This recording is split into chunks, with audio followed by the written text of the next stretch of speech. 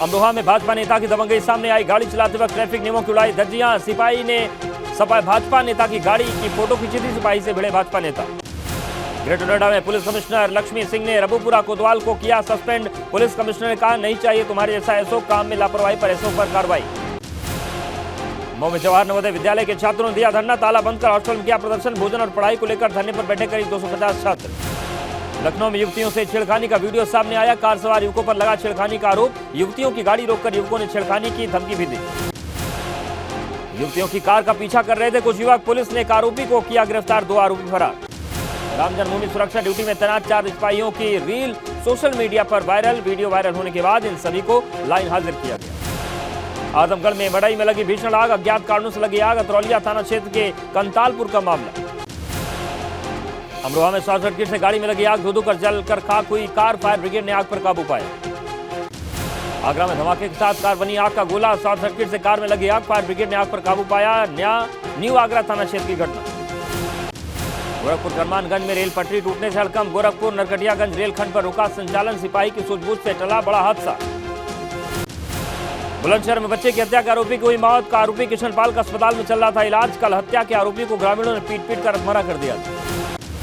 कानपुर में अनोखा मामला सामने आया। अपराधी अपराध न करने की कसम खाते दिखाई दे रहे हैं। वीडियो सोशल मीडिया पर वायरल। मऊ में जवाहर नवोदय विद्यालय के छात्र छात्राओं ने किया प्रदर्शन। विद्यालय में व्यवस्था को लेकर बच्चे आक्रोशित। मेरठ में 10वीं क्लास की छात्रा ने की खुदकुशी। अवैध पिस्टल से छात्रा ने खुद को गोली मार ली। कई दिनों से परेशान चल रही थी छात्रा। बादल 20 वर्षीय युवती की हत्या से सनसनी। रात में सोते समय गला रेतकर हत्या की गई। जांच में जुटी पुलिस। बवेरू कोतवाली क्षेत्र की घटना। गाजियाबाद में पीएचडी स्कॉलर की हत्या के आरोपी गिरफ्तार। मकान मालिक और उसके साथी को पुलिस ने जेल भेजा। 60 लाख रुपए के लेन देन में आरोपियों ने किया था कत्ल। संभल में स्टेशन अधीक्षक पर चीफ पार्सल सुपरवाइजर महिला ने लगाया भद्रता का आरोप। स्टेशन अधीक्षक आशीष मिश्रा ने आरोपों को बताया बेबुनियाद। मामले की जांच में पुलिस जुटी। झांसी के खपरेल डैम में डूबे 2 बच्चे। हादसे में दोनों की हुई मौत। रक्सा थाना क्षेत्र की घटना। कौशाम्बी में इंटर की छात्रा ने सीएम योगी को लिखा पत्र। दबंगों को जान से बताया खतरा। घर में घुसकर दबंगों ने परिवार को जान से मारने की धमकी दी। छात्रा ने आरोप लगाया कि रास्ते में दबंगों ने बाइक से हमला करने की कोशिश की। विरोध करने पर गाली गलौज पर उतर आए। पीड़िता ने थाने में तहरीर दी। नोएडा की पेशो पुलिस की दुष्कर्म के आरोपी से मुठभेड़। पुलिस ने प्रमोद नाम के आरोपी को किया गिरफ्तार। पुलिस की गोली लगने से घायल हुआ बदमाश। मेरठ में डकैती डालने वाले बदमाशों ने पुलिस की मुठभेड़। पुलिस ने 2 बदमाशों को किया गिरफ्तार। इस गैंग में 5 से 10 देहरादून में हो चुके हैं गिरफ्तार। कानपुर में अपराधियों में दिखा कमिश्नरेट पुलिस का खौफ। अपराधियों ने खाई अपराध नहीं करने की कसम। पुलिस ने आगजनी बमबाजी और फायरिंग के आरोपी को किया था गिरफ्तार। चमोली में अवैध रूप से निर्मित वजूखाने को हिंदू संगठनों ने किया ध्वस्त। मस्जिद के विवादित ढांचे के पास बनाया जा रहा था वजूखाना। इलाके में पीएसी तैनात। जालौन में अवैध संबंधों के चलते हत्या खुलासा। आरोपी पत्नी गिरफ्तार। आरोपी महिला के थे अपने देवर के साथ अवैध संबंध। सिद्धार्थनगर में मदरसे में 2 शिक्षकों की नियुक्ति पर बवाल। आरोप है कि नियुक्त शिक्षक नेपाल के निवासी। काशीपुर के स्वामी महल सिंह हत्याकांड को अंजाम देने वाले दोनों शार्प शूटर गिरफ्तार। पंजाब के बम्बिहा गिरोह के हैं दोनों शार्प शूटर। जेएनयू ब्राह्मण विरोधी नारों पर गुस्से में परशुराम स्वाभिमान सेना। मेरठ से जंतर मंतर के लिए किया कूच। दिल्ली जाम की दी चेतावनी। नोएडा सेक्टर 20 में बने पुलिस बैरक का पुलिस कमिश्नर लक्ष्मी सिंह ने किया उद्घाटन। लंबे समय के बाद पुलिस को मिला आशियाना। देहरादून में एग्रो फूड प्रोसेसिंग कॉन्क्लेव में शामिल हुए सीएम नावी बोले, उत्तराखंड स्विट्जरलैंड से भी ज्यादा खूबसूरत यहाँ फूड मैन्युफैक्चरिंग, हॉर्टिकल्चर और फूड प्रोसेसिंग में अपार संभावनाएं। उत्तराखंड में कौशल विकास योजना को पलीता लगा रहे अधिकारी। 4 साल से ट्रेनिंग प्रोवाइडर्स पर खर्च करीब 16 करोड़ नहीं वसूल पाए विभाग। हल्द्वानी में पुलिस ने क्राइम कंट्रोल और ट्रैफिक व्यवस्था सुधार के लिए बनाया प्लान। डीआईजी कुमाऊं ने जनता की समस्या सुनने के लिए पुलिस को दिए निर्देश। चौपाल लगाकर जन समस्या सुनेगी पुलिस। शोभन सिंह जीना विश्वविद्यालय में अल्मोड़ा परिसर में बजा छात्र संघ चुनाव का बिगुल। करीब 6000 विद्यार्थी डालेंगे 24 दिसंबर को वोट। मुंबई के बसई रेलवे स्टेशन पर तैनात आरपीएफ जवान बने देवदूत। चलती ट्रेन से गिरी 2 महिलाओं की जान बचाई। पिथौरागढ़ में एयरपोर्ट के नाम पर ग्रामीणों का हो रहा शोषण। 21 साल बाद अब तक नहीं शुरू हुआ हवाई सेवा। 1993 में हुआ था नैनसैनी एयरपोर्ट का उद्घाटन। जोशीमठ में गढ़वाल मंडल विकास निगम कर्मचारी महासंघ का बहिष्कार जारी। 2 सूत्री मांग को लेकर जारी है बहिष्कार। उत्तरकाशी में दलित लड़की से हुए दुराचार के मामले में बहुजन क्रांति मोर्चा ने प्रदर्शन किया। 4 सितंबर को दलित परिवार की लड़की के साथ हुआ था दुराचार। अरुणाचल प्रदेश के तवांग में झड़प के बाद आज कल भारतीय वायुसेना की पूरी कमान कर रही युद्धाभ्यास। असम और पश्चिम बंगाल में हो रही है ड्रिल। तवांग में तनाव के बाद पिथौरागढ़ में सुरक्षा बलों ने बढ़ाई निगरानी। जिले की करीब 136 किलोमीटर लंबी सीमा चीन से लगती है। अरुणाचल प्रदेश के सीएम पेमा खांडू का बयान, बोले हमारे विधानसभा क्षेत्र में इस बार चीन ने हमला किया, सेना ने मुंहतोड़ जवाब दिया। तवांग में झड़प के मुद्दे पर संसद के शीतकालीन सत्र में आज भी हंगामा हुआ। विपक्ष इस मुद्दे पर चर्चा कराने की मांग पर अड़ा था। कल विपक्ष ने किया था सदन से वॉकआउट। कांग्रेस का एक बार फिर से मोदी सरकार पर हमला। खड़गे ने कहा मोदी सरकार की लाल आंख पर चीनी चश्मा लग गया। अरुणाचल प्रदेश में सीमा के पास पेंगोत्सो में चीन पुल, सड़क और पुल बना रहा है। सैटेलाइट तस्वीरें सामने आई। चीन का जासूसी जहाज यांगवांग 5 हिंद महासागर क्षेत्र से बाहर निकला। भारतीय नौसेना लगातार कर रही थी निगरानी। हिमाचल प्रदेश के मैकडोलगंज में तिब्बती समुदाय का चीन के खिलाफ प्रदर्शन। तवांग की घटना के विरोध में जताया आक्रोश। आजाद भारत के पहले गृह मंत्री और पहले डिप्टी पीएम सरदार पटेल की आज 72वीं पुण्यतिथि। संसद में श्रद्धांजलि दी गई। बिहार के छपरा में जहरीली शराब से 39 लोगों की मौत। शराब कांड पर आज फिर विधानसभा में हंगामा। भाजपा विधायकों ने सरकार से मांगा जवाब। छपरा शराब कांड में 30 लोगों की मौत के बीच सीएम नीतीश कुमार का संवेदनशील बयान। कहा जो शराब पिएगा वो मरेगा। बिहार के डिप्टी सीएम तेजस्वी यादव का बेतुका बयान। बोली शराबबंदी से पहले भी जहरीली शराब से मौतें होती थी। बिहार विधानसभा में राष्ट्रगान के दौरान बैठे कांग्रेस विधायक अब्दुल रहमान की अजब हरकत। सदन में राष्ट्रगान के दौरान बैठे रहे माननीय विधायक। यूएनएससी में स्थायी सदस्यता के लिए भारत की दावेदारी हुई मजबूत। ब्रिटेन और फ्रांस ने भी किया भारत का खुला समर्थन। यूएनएससी में पाकिस्तान को हिंदुस्तान की लताड़। जयशंकर ने कहा लादेन की मेजबानी करने वालों को कोई उपदेश देने का हक नहीं। यूएन हेडक्वार्टर्स में विदेश मंत्री जयशंकर की मौजूदगी। महात्मा गांधी की मूर्ति का किया गया अनावरण। मुंबई में डेवलपमेंट वर्किंग ग्रुप G20 की बैठक आज से शुरू। भारत की ओर से शेरपा अमिताभ कांत मौजूद। 16 दिसंबर तक चलेगी बैठक। पश्चिम बंगाल के आसनसोल में भाजपा नेता शुभेंदु अधिकारी के कंबल वितरण कार्यक्रम में भगदड़। 3 लोगों की मौत, 5 घायल। गुजरात से आम आदमी पार्टी के नवनिर्वाचित विधायकों से मिले पार्टी संयोजक अरविंद केजरीवाल। कहा उनके सफल कार्यकर्ताओं के लिए शुभकामनाएं देता हूं। सीएम बनने के बाद अपने पहले दिल्ली दौरे पर हिमाचल के मुख्यमंत्री सुखविंदर सिंह सुक्खू हिमाचल सदन में पहुंचकर किया पूजा पाठ। दिल्ली एम्स के सर्वर हैकिंग मामले में बड़ा खुलासा। चीन से किया गया था साइबर अटैक। सभी डेटा सुरक्षित। मुंबई के परेड इलाके में आग का तांडव। एक बिल्डिंग में लगी आग से हड़कंप। आग बुझाने के लिए फायर ब्रिगेड की कोशिशें जारी। महाराष्ट्र में लव जिहाद पर समिति। लड़कियों को परेशान करने वालों पर लगाम और धर्म परिवर्तन से बचाने के लिए 13 सदस्यों की समिति बनाई गई। दिल्ली में दिन दहाड़े स्कूल जा रही छात्रा पर एसिड अटैक। सफदरजंग अस्पताल में भर्ती। सीसीटीवी में कैद हुई वारदात। एसिड अटैक मामले पर दिल्ली महिला आयोग ने पुलिस और दिल्ली सरकार को नोटिस जारी किया। एसिड की बिक्री बैन पर कार्रवाई की रिपोर्ट मांगी। दिल्ली के शालीमार बाग में घर में घुसकर महिला की हत्या। घर से 4 से 5 लाख रुपए के गहने और नकद रुपए चोरी हुए। अलवर में मॉब लिंचिंग का मामला। बाइक से टकराई छोटी बच्ची। लोगों ने युवक को पीट कर अधमरा किया। तनाव का माहौल। पटना में अपराधियों के हौसले बुलंद। घर में घुसकर 3 लोगों को मारी गोली। 1 की मौत, 2 लोगों की हालत गंभीर। चलिए बात करते हैं विस्तार से। पूर्वांचल के माफिया डॉन मुख्तार अंसारी को सजा सुनाते हुए न सिर्फ सश्रम कारावास की सजा दी बल्कि जुर्माना भी लगाया है। ये पहला मौका है जब मुख्तार अंसारी को किसी मामले में सजा मिली।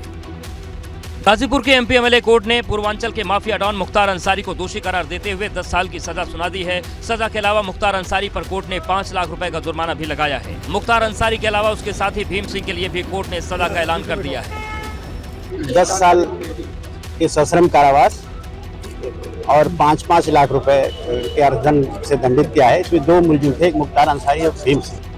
मुख्तार अंसारी सजा के वक्त गाजीपुर के एमपी एमएलए कोर्ट में वीडियो कॉन्फ्रेंसिंग के जरिए पेश हुआ, क्योंकि मुख्तार अंसारी गुरुवार को प्रवर्तन निदेशालय की 10 दिन की रिमांड पर प्रयागराज में है, जबकि मुख्तार अंसारी का साथी भीम सिंह व्यक्तिगत तौर पर गाजीपुर कोर्ट में पेश हुआ।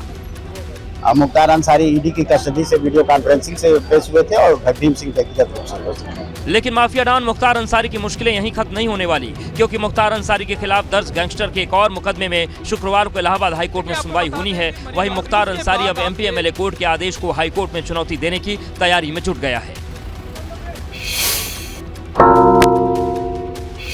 मुख्तार अंसारी के खिलाफ करीब 5 दर्जन आपराधिक मामले चल रहे हैं, लेकिन ये पहली बार हुआ है जब माफिया डॉन मुख्तार अंसारी को कोर्ट से सजा सुनाई गई। जेल में बंद मुख्तार अंसारी के खिलाफ 26 साल पहले गाजीपुर के सदर कोतवाली थाने में 1996 में 5 अलग अलग मामलों को आधार बनाकर गैंगस्टर एक्ट के तहत मामला दर्ज हुआ था। इनमें वाराणसी का राजेंद्र सिंह हत्याकांड और कांग्रेस नेता अजय राय के बड़े भाई अवधेश राय हत्याकांड के अलावा गाजीपुर का वशिष्ठ तिवारी उर्फ माला गुरु हत्याकांड, गाजीपुर में एडिशनल एसपी और पुलिस पर जानलेवा हमले का मामला और चंदौली के मुगल सराय में कांस्टेबल रघुवंत सिंह हत्याकांड शामिल है। कुल 5 मुकदमे थे। 5 मुकदमे तो इनके आपराधिक इतिहास तो 54 के हैं, लेकिन 5 मुकदमों को आधार बनाया गया था इनके ऊपर गैंगस्टर लगाने के लिए। गाजीपुर एमपी एमएलए कोर्ट में सदा पर बहस के दौरान मुख्तार के वकील ने देश के लिए अंसारी परिवार के योगदान का हवाला देकर भी डॉन को राहत दिलवाने की कोशिश की थी, लेकिन जज ने मुख्तार अंसारी को किसी भी तरह की राहत देने से इनकार कर दिया। तो सामान्य तौर पर कोई अपराधी इसलिए बनता है कि उसकी कोई आर्थिक मजबूरी रहती है, कोई पारिवारिक विद्वेष होता है, लेकिन इन सारे चीज़ों से परे जा करके मुख्तार अंसारी ने जो अपराध की दुनिया में प्रवेश किया, इसलिए उनको उनके पारिवारिक पृष्ठभूमि का कोई लाभ नहीं दिया जा सकता। मुख्तार अंसारी को अदालत से पहली बार मिली सजा के बाद अब अदालतों में अलग अलग मामलों में मुख्तार के खिलाफ लड़ाई लड़ रहे लोगों ने राहत की सांस ली। गाजीपुर के एमपी एमएलए कोर्ट ने जिन 5 मामलों में मुख्तार अंसारी को 10 साल की सजा सुनाई है, उनमें से 31 साल पहले वाराणसी का चर्चित अवधेश राय हत्याकांड भी शामिल है, जब मुख्तार अंसारी ने कांग्रेस के पूर्व विधायक अजय राय के बड़े भाई अवधेश राय की हत्या करवा दी थी। हल्की बारिश हो रही थी और उसी बारिश के दौरान एक गाड़ी यहाँ रुकती है और ताबड़तोड़ फायरिंग की जाती है, जिसमें अजय राय के भाई अवधेश राय की मौत होती है और इस मामले में मुख्तार अंसारी को आरोपी बनाया जाता है। कोर्ट के फैसले के बाद अपने भाई को इंसाफ दिलाने के लिए बरसों अदालती लड़ाई लड़ने वाले कांग्रेस नेता अजय राय ने खुशी जाहिर की और न्यायालय का धन्यवाद दिया। न्यायपालिका को मैं बहुत ही शुक्रगुजार हूँ। भाजपा नेता कृष्णानंद राय के परिवार ने गाजीपुर के एमपी एमएलए कोर्ट के फैसले का स्वागत किया और कहा कि इससे पहले की सरकारों में संरक्षण मिलने की वजह से ही मुख्तार अंसारी इतने साल तक सजा से बचता रहा। कई मामले में ये पहले भी बचते हुए आए हैं और बचने का कारण केवल एक ही चीज रहा है कि उस समय की सरकारों द्वारा इनको अच्छा संरक्षण मिलता था। केंद्रीय गृह मंत्री अमित शाह कल वाराणसी आ रहे हैं। गृह मंत्री काशी तमिल संगमम के समापन समारोह कार्यक्रम में शिरकत करेंगे। इसी बीच नीतीश कुमार ने विधानसभा में विपक्ष के आरोपों का जवाब देते हुए एक विवादित बयान दे दिया। रखना चाहिए कि शराब नहीं पीना है, शराब बड़ी बुरी चीज है, लेकिन फिर भी कोई पी लेता है। नीतीश कुमार यही नहीं रुके, जहरीली शराब से होने वाली मौत को लेकर सीएम नीतीश कुमार ने भाजपा पर पलटवार किया और भाजपा शासित राज्यों में जहरीली शराब से हुई मौतों पर सवाल उठा दिए। आप जानते ही हैं जो रिसर्च आया था पूरे दुनिया का, तो उसको भी सबके घर पर हमने भेज दिया है कि शराब कितनी बुरी चीज है। इस बीच भाजपा के 30 एमएलए एमएलसी छपरा पहुंचे। केंद्रीय गृह मंत्री अमित शाह कल वाराणसी आ रहे हैं। गृह मंत्री काशी तमिल संगमम के समापन समारोह में शिरकत करेंगे। गृह मंत्री के आगमन को लेकर एमपी थिएटर मैदान में पुरजोर तैयारी की जा रही है। अमित शाह काशी तमिल संगमम के समापन समारोह में शिरकत करेंगे। महीने भर से चल रहे काशी तमिल संगमम का समापन 16 दिसंबर को बीएचयू के इसी एमपी थिएटर मैदान पर होगा। कल 16 दिसंबर को इसकी क्लोजिंग सेरेमनी है। माननीय गृह मंत्री जी के करकमलों से क्लोजिंग होगी। उन्हीं के साथ भारत सरकार के कई बड़े वरिष्ठ माननीय मंत्री जी भी उपस्थित रहेंगे और माननीय मुख्यमंत्री उत्तर प्रदेश भी इसमें शामिल रहेंगे। करीब 2.5 घंटे के दौरान केंद्रीय गृह मंत्री कई कार्यक्रमों में शिरकत करेंगे। शुक्रवार शाम 4 बजे बाबतपुर एयरपोर्ट पहुंचेंगे। हेलीकॉप्टर के जरिए बीएचयू हेलीपैड आएंगे। एमपी थिएटर मैदान में जनसभा को संबोधित करेंगे। राष्ट्रकवि सुब्रमण्यम भारती के घर जा सकते हैं। बाबा धाम काल भैरव के दर्शन पूजन भी कर सकते हैं। कार्यक्रम में हिस्सा लेने के बाद दिल्ली रवाना हो जाएंगे। पूर्वांचल की सियासी नब्ज पर खास पकड़ रखने वाले अमित शाह निकाय चुनाव की गहमागहमी के बीच वाराणसी आ रहे हैं, इसलिए उनका वाराणसी आना कई मायनों में अहम माना जा रहा है। वहीं कोहरे ने रफ्तार पर ब्रेक लगाना शुरू कर दिया। हादसे की आशंका को देखते हुए यमुना एक्सप्रेस वे पर गाड़ियों की अधिकतम सीमा तय कर दी गई। दरअसल यमुना एक्सप्रेस वे पर धुंध और कोहरा होने की वजह से दुर्घटना का खतरा अधिक रहता है, इसलिए यमुना प्राधिकरण ने 15 दिसंबर से 15 फरवरी तक वाहनों की गति कम कर दी है। अब यमुना एक्सप्रेस वे पर 100 की बजाय 75 किलोमीटर प्रति घंटा स्पीड कर दी गई। अभी तक अधिकतम रफ्तार सीमा 100 किलोमीटर प्रति घंटा थी। भारी वाहनों के लिए भी अधिकतम गति सीमा तय की गई है। भारी वाहनों की सीमा 80 किलोमीटर प्रति घंटे से घटाकर 60 किलोमीटर प्रति घंटा कर दी गई है। वाहनों की गति है वो एक्सप्रेसवे होने के कारण उसे अनियंत्रित ना करें, क्योंकि आपका जीवन अनमोल है और सर्दी में कोहरे के कारण जो है हर बार एक्सप्रेसवे पे इस तरह की घटनाएं जो हैं हम लोगों के सामने आती हैं। नियमों का पालन नहीं करने वालों पर सख्त कार्रवाई की जाएगी। गाड़ियों के चालान भी काटे जाएंगे। नए नियम की जानकारी जन जन तक पहुंचाने के लिए 0 पॉइंट से लेकर आगरा तक लोगों को पैम्पलेट और प्रचार प्रसार के जरिए जागरूक किया जाएगा। नई गति सीमा लागू होने के बाद परिवहन विभाग और यातायात पुलिस ने संयुक्त रूप से अभियान चलाने की योजना बनाई है। वंशुपाल यादव को समाजवादी पार्टी में शामिल करने के बाद अखिलेश यादव अपने चाचा को कौन सी भूमिका देंगे, ये किसी को नहीं मालूम। इस बीच शिवपाल के बेटे आदित्य यादव ने कहा कि पद का कोई सवाल ही नहीं। मैनपुरी लोकसभा उपचुनाव से पहले मुलायम सिंह यादव का परिवार एक हो गया और उपचुनाव के बाद सपा और प्रसपा भी एक हो गए, लेकिन शिवपाल की भूमिका को लेकर सवाल अब भी बरकरार है। लेकिन आदित्य यादव ने कहा है कि शिवपाल यादव के लिए पद नहीं बल्कि पार्टी जरूरी है। जिन्होंने इतना काम किया है, जिनके लिए कोई भी पद उनके लिए जस्टिफाई नहीं करता और जस्टिफाई नहीं करता। दरअसल शिवपाल यादव की प्रगतिशील समाजवादी पार्टी के सपा में विलय के बाद से ही सभी को इस बात का इंतजार है कि मैनपुरी लोकसभा उपचुनाव में अपना कमाल दिखाने वाले चाचा शिवपाल को अखिलेश यादव कौन सी जिम्मेदारी देने वाले हैं। लेकिन अपने पिता की नई भूमिका के सवाल को आदित्य यादव गैर जरूरी बता रहे हैं। वो एक ऐसे नेता रहे जिन्होंने पद देख के काम नहीं किया, जिन्होंने नेताजी जब कुछ भी नहीं था उनके पास तो साइकिल लेके उनके लिए प्रचार किया। आदित्य यादव भले ही सपा में शिवपाल के नए रोल पर कुछ भी बोलने से बच रहे हैं, लेकिन खुद अखिलेश यादव 8 दिसंबर के बाद कई बार बोल चुके हैं कि चाचा को जल्द ही नई जिम्मेदारी दी जाएगी। लेकिन इस बात का ऐलान अखिलेश यादव कब करेंगे, इसका इंतजार सभी को है। मैनपुरी लोकसभा उपचुनाव में जीत दर्ज करने के बाद अखिलेश यादव 20 दिसंबर को कानपुर जाएंगे, जहां वो जेल में बंद सपा विधायक इरफान सोलंकी से मिलने वाले हैं, जिसके लिए पार्टी की तरफ से कार्यक्रम घोषित कर दिया गया है। सपा विधायक इरफान सोलंकी पर हुई कार्रवाई के बाद अखिलेश के इस दौरे को बेहद अहम माना जा रहा है, जहां वो इरफान से 1 घंटा 15 मिनट तक बात करेंगे। अखिलेश के इस डैमेज कंट्रोल पर इरफान सोलंकी के परिवार ने खुशी जताई है। करेंगे बात और हमें उम्मीद है कि राहत मिलेगी हमारे बच्चों को जरूर इंशाल्लाह। हम चाहते हैं कि वो आएँ और हमारी बात आगे, उनकी बात ज़्यादा लोग सुनेंगे, तो हमें बहुत एक खुशी और एक सपोर्ट लग रहा है कि चलिए वो हमारे परिवार के तरीके हैं और वो उन्होंने हमारे लिए सोचा है। समाजवादी पार्टी के विधायक इरफान सोलंकी के खिलाफ फर्जी आधार कार्ड के मामले में साथ जमीन पर कब्जा करने और धमकाने का मामला भी चल रहा है। सपा का आरोप है कि पुलिस ने विधायक इरफान सोलंकी को प्रताड़ित किया है। कार्यकर्ताओं में उत्साह है और राष्ट्रीय तेजी के आ जाने मात्र से उसके मन में कितना भी संघर्ष करना पड़ जाए उसको करने की भावना मजबूत हुई है। इससे पहले भी अखिलेश यादव लोकसभा उपचुनाव में मिली हार के बाद आजमगढ़ के इटौरा जेल में बंद समाजवादी पार्टी विधायक रमाकांत यादव से मुलाकात की थी और सपा नेताओं को फर्जी मुकदमों में जेल भेजे जाने के आरोप लगाए थे।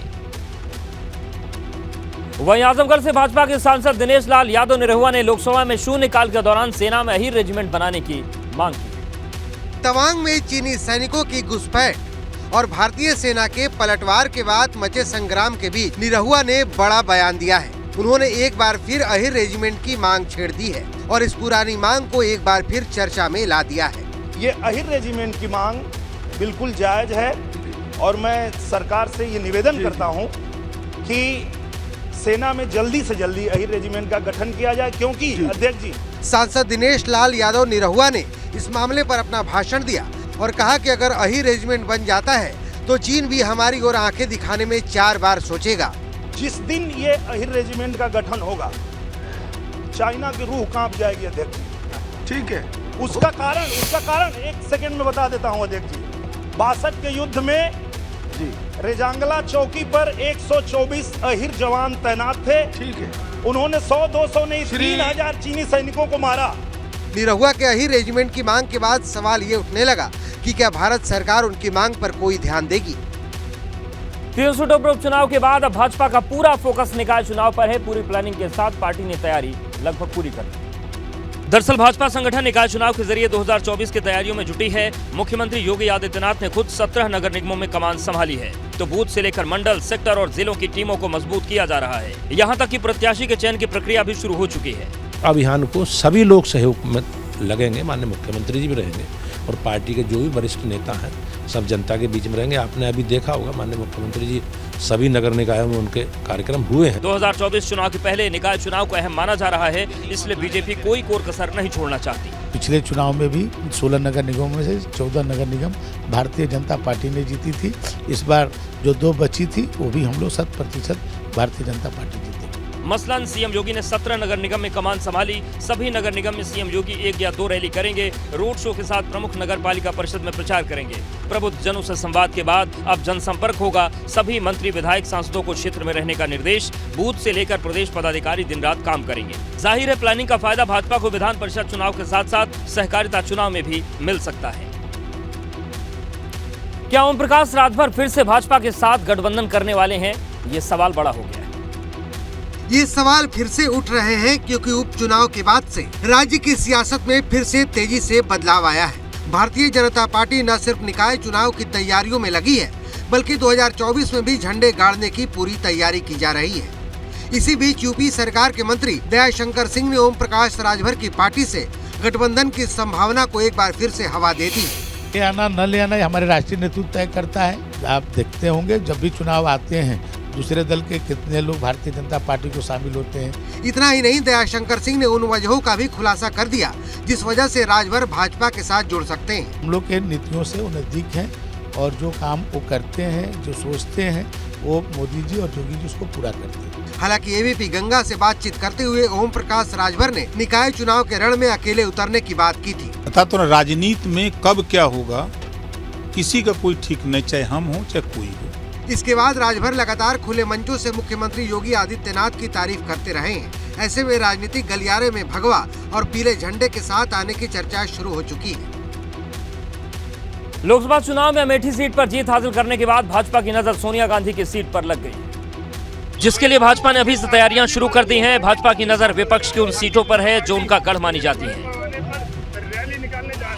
अमेठी और रायबरेली सीटों पर दशकों से गांधी परिवार का कब्जा रहा है, लेकिन पिछले लोकसभा चुनाव में स्मृति ईरानी ने अमेठी सीट पर राहुल गांधी को हरा दिया था। भाजपा दावा कर रही है कि इस बार वो रायबरेली में दुर्ग में भी सेंध लगाने में कामयाब रहेंगी।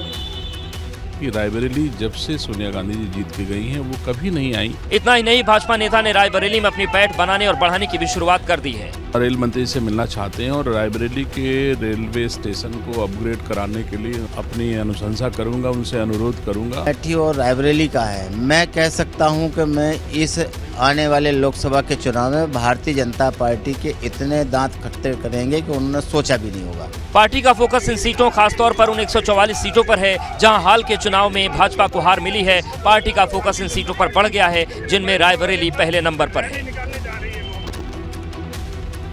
वही बात अयोध्या की, जहां श्री राम जन्मभूमि की सुरक्षा में तैनात महिला सिपाहियों की मस्ती भारी पड़ गई। सभी को फिलहाल लाइन हाजिर कर दिया गया। वीडियो में 3 महिला पुलिसकर्मी दिखाई दे रही हैं जो फिल्मों के गानों पर पूरी अदायगी के साथ डांस कर रही हैं, जबकि चौथी महिला कांस्टेबल वीडियो बना रही है। डांस कर रही पुलिसकर्मी के गले में आई कार्ड टंगा हुआ दिखाई दे रहा है। ड्यूटी पर तैनात इन 4 महिला सिपाहियों के डांस रील जैसे वायरल हुआ, बवाल मच गया। सभी को लाइन हाजिर कर दिया गया है। ये सभी 2018 बैच की महिला सिपाही हैं। डांस का ये वीडियो हफ्ते भर पुराना बताया जा रहा है। राम जन्मभूमि सुरक्षा ड्यूटी में लगी थी उन लोग का, वहाँ पे ड्यूटी पॉइंट्स में लोग अपना मनोरंजन कर रहा था। उन लोग ड्यूटी में सीरियसनेस नहीं था, इसके लिए लाइन हाजिर किया। अभी जांच करके उसको सस्पेंड पे आगे काम। दरअसल राम जन्मभूमि परिसर में सिविल ड्रेस में पुलिसकर्मियों की ड्यूटी लगती है। दर्शन करने वाले श्रद्धालुओं और वीआईपी दर्शनार्थियों को दर्शन कराने की जिम्मेदारी इन्हीं की होती है। लेकिन वीडियो में ड्यूटी के दौरान अनुशासनहीनता पाई गई। पुलिस महकमे के मुताबिक ड्यूटी के दौरान ये सभी पुलिसकर्मी सीरियस नहीं थे, लिहाजा उन्हें लाइन हाजिर करने के बाद निलंबन की कार्रवाई की जा सकती है। पहले देखते हैं उत्तराखंड का घड़ी घड़ी घमासान। उत्तराखंड विधानसभा में बैकडोर भर्ती केस में बर्खास्त कर्मियों को कोई राहत नहीं मिली है। सर्वोच्च न्यायालय ने स्पीकर के फैसले को सही ठहरा दिया है। उत्तराखंड विधानसभा बैकडोर भर्ती मामले में बर्खास्त 228 कर्मचारियों को बड़ा झटका लगा है। सुप्रीम कोर्ट से भी कर्मचारियों को राहत नहीं मिली। सुप्रीम कोर्ट ने बर्खास्त कर्मचारियों की याचिका को खारिज कर दिया। सभी बर्खास्त कर्मचारी हाईकोर्ट के फैसले के खिलाफ सुप्रीम कोर्ट गए हुए थे। उत्तराखंड विधानसभा के अध्यक्ष रितु खंडूड़ी ने फैसले का स्वागत किया है और इसे राज्य के युवाओं की जीत बताया है। पिटिशन डिसमिस हुई, उसके बाद जो पिटिशनर्स थे उनके वकील ने ये बात कही कि वो उस पिटिशन को विड्रॉ करना चाहते हैं, जिसकी परमिशन डबल बेंच ने उन्हें दी। दरअसल विधानसभा बैकडोर भर्ती मामला 6 साल पहले का है। तदर्थ कर्मियों की नियुक्ति 2016 से 2021 के बीच हुई थी। भर्ती में गड़बड़ी को लेकर सवाल उठे थे। सीएम धामी ने स्पीकर को पत्र लिखा था। 1 महीने की जांच के बाद स्पीकर ने एक्शन लिया था। 24 नवंबर 2022 को हाईकोर्ट ने बर्खास्तगी के फैसले को सही माना। इसके बाद तदर्थ कर्मियों ने सुप्रीम कोर्ट में शरण ली थी। सुप्रीम कोर्ट ने भी स्पीकर के फैसले को सही माना। जाहिर है सुप्रीम कोर्ट के फैसले के बाद गड़बड़ी करने वालों की मुश्किलें अब बढ़ेंगी। वहीं बड़कोट के जंगल की आग ने विकराल रूप ले लिया है। आग की वजह से आसपास के इलाकों समेत वन्य जीवों पर खतरा बढ़ गया है। बड़कोट के जंगलों में लगी आग वोल्केनो की तरह दिख रही है। जंगलों में आग फैलती जा रही है। आसपास में लगातार काला धुआं उठ रहा है। ये आग चीवा गांव के पास जंगल में लगी है, जो अभी तक धधक रही है। इस धधकती आग में बेशकीमती पेड़ और सैकड़ों हेक्टेयर में लगी हरियाली जलकर राख हो रही है। अभी तक सैकड़ों हेक्टेयर वन भूमि आग की भेंट चढ़ चुकी है। इस जंगल में रहने वाले जंगली जानवरों के जीवन पर भी खतरा पैदा हो चुका है और अभी भी जंगलों में आग धधक रही है। आग तेजी से फैलती जा रही है, लेकिन इसे बुझाने के लिए या इस पर काबू पाने के लिए कोई ठोस कदम अब तक नहीं उठाए गए हैं। इसी साल अप्रैल महीने में भी बड़कोट के अपर यमुना वन प्रभाग के जंगलों में भीषण आग लग गई थी। तूफान के कारण आग तेजी से फैल गई थी। आग से पेड़ पौधों को भी नुकसान हुआ था लेकिन तब अप्रैल का महीना था और अब दिसंबर का महीना है। ठंड का मौसम है, ऐसे में जंगली जानवर निचले क्षेत्रों का रुख कर रहे हैं, लेकिन जंगल की आग ने उनका जीवन भी खतरे में डाल दिया है। चलिए अब देखते हैं देश में कहां चल रहा है घड़ी घड़ी घमासान। तवांग में चीन की सेना से झड़प के बाद भारतीय वायुसेना चीन बॉर्डर पर अहम युद्धाभ्यास कर रही है। 2 दिन का यह अभ्यास आज से शुरू होगा। इस युद्धाभ्यास में सुखोई 30 MKI राफेल समेत तमाम इंडियन एयरफोर्स के फ्रंट लाइन के सभी लड़ाकू विमान शामिल होंगे। सूत्रों के मुताबिक इस युद्धाभ्यास में ईस्टर्न एयर कमांड के सभी फ्रंट लाइन एयरबेस और कुछ एडवांस लैंडिंग ग्राउंड का इस्तेमाल किया जाएगा, जो असम और अरुणाचल प्रदेश सहित उत्तर पूर्व के सभी राज्यों की एयर स्पेस में की जाएगी। हालांकि भारतीय वायुसेना की प्रेस रिलीज की माने तो ये युद्धाभ्यास भारत और चीनी सैनिकों की झड़प से पहले तय था, जिसका यांगसे से हुई झड़प से कोई लेना देना नहीं है। तेजपुर एयरबेस पर वायुसेना के सुखोई फाइटर जेट तैनात हैं। तो हासीमारा में राफेल लड़ाकू विमानों के स्क्वाड्रन तैनात है। इसके अलावा जोरहाट में अपाचे हेलीकॉप्टर और ट्रांसपोर्ट एयरक्राफ्ट तैनात रहते हैं। 2 दिन तक चलने वाली इस एक्सरसाइज में हेलीकॉप्टर और मिलिट्री ट्रांसपोर्ट एयरक्राफ्ट भी हिस्सा लेंगे। इसके अलावा युद्धाभ्यास में वायुसेना के एयर डिफेंस सिस्टम के हिस्सा लेने की खबरें हैं।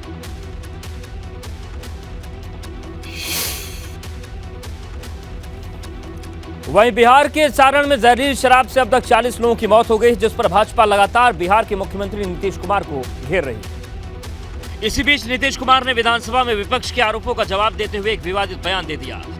रखना चाहिए कि शराब नहीं पीना है, शराब बड़ी बुरी चीज है, लेकिन फिर भी कोई पी लेता है। नीतीश कुमार यही नहीं रुके। जहरीली शराब से होने वाली मौत को लेकर सीएम नीतीश कुमार ने भाजपा पर पलटवार किया और भाजपा शासित राज्यों में जहरीली शराब से हुई मौतों पर सवाल उठा दिए। आप जानते ही हैं जो रिसर्च आया था पूरे दुनिया का, तो उसको भी सबके घर पर हमने भेज दिया है कि शराब कितनी बुरी चीज है। इस बीच भाजपा के 30 MLA MLC छपरा पहुंचे और मृतक के परिजनों से मिले। भाजपा ने मृतक के परिजनों को मुआवजा दिए जाने की अपील की है और मुख्यमंत्री पर जमकर निशाना साधा है। साथ ही सीएम के इस्तीफे की मांग की है। केंद्रीय मंत्री अश्विनी कुमार चौबे ने तो नीतीश कुमार पर FIR कर देने की बात की है। जनता को कह रहे हैं कि जो पिएगा वो मरेगा, इन्हें शर्म आनी चाहिए। ऐसे लोगों पर तो FIR दर्ज होना चाहिए। इससे पहले भाजपा ने इस मुद्दे को विधानसभा में उठाया था और नीतीश सरकार को घेरा था। इस मुद्दे पर विधानसभा में जमकर हंगामा हुआ, जहां इसके बाद नीतीश कुमार आग बबूला हो गए। और अब देश के बाद देखते हैं विदेश में कहां चल रहा है घड़ी घड़ी घमासान। चीन में कोरोना वायरस के नए ओमिक्रॉन सब वेरिएंट से हालात विस्फोटक हो गए। और चीन में हालत यह है कि राजधानी बीजिंग की सड़कें खाली हो गई हैं, बाजार सुनसान हैं, ज्यादातर रेस्टोरेंट या तो बंद हो गई हैं और जो खुले में भी हैं उनमें ग्राहक नहीं है।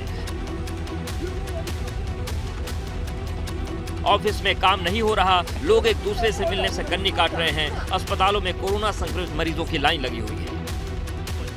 चीन में जीरो कोविड पॉलिसी के विरोध के बाद सरकार ने ढील दी और लॉकडाउन हटा दिया, लेकिन अब यहां स्थिति खराब होती नजर आ रही है। चीन के वुहान शहर से फैले कोरोना वायरस के बाद पहली बार ऐसा हुआ है जब राजधानी बीजिंग में हालात इतने ज्यादा खराब हो गए हैं। चीनी डॉक्टर्स की माने तो कोरोना में ओमिक्रॉन वेरिएंट साल 2021 में आने के बाद अब ये खुद से तेजी से बदलाव कर रहा है और इसमें कई सब वेरिएंट आ गए हैं। ओमिक्रॉन के ही सब वेरिएंट BF.7 ने बीजिंग में तबाही मचा दी है। ये सब वेरिएंट चीन में जिस तेजी से फैल रहा है वो चिंताजनक है। हालांकि इसके दुनिया के दूसरे किसी हिस्से में फैलने की कोई खबर नहीं आई है।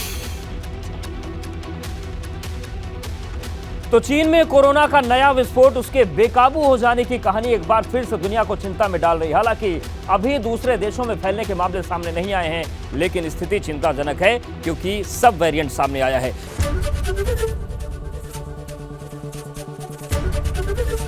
ABP गंगा, खबर आपकी, जुबान आपकी।